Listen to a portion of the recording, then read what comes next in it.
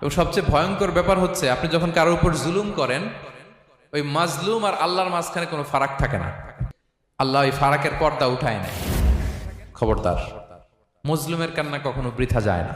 জীবনের কোনো না কোনো সময়ে এর প্রায়শ্চিত্ত আপনাকে করতে হবে।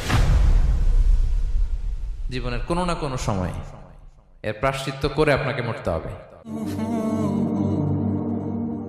বিষ্ণু ইসলাম আরো ভয়ঙ্কর কথা বলেছেন। তিনি বলেছেন, মান যালামা কিদা শিবরিন মিনাল আরদি তুবিকাহু মিন সাবঈ আরাদিন। কেউ যদি জুলুম করে তার ভাইয়ের 1 বিঘত পরিমাণ জমিন খায়। 1 বিঘত চিনেন তো? এই যে আমার এই আঙ্গুল থেকে এই আঙ্গুলটা, এটা টান টান করলে যতটুকু জায়গা, এটার বলে 1 বিঘত। শিবের আরবিতে বলে শিবের।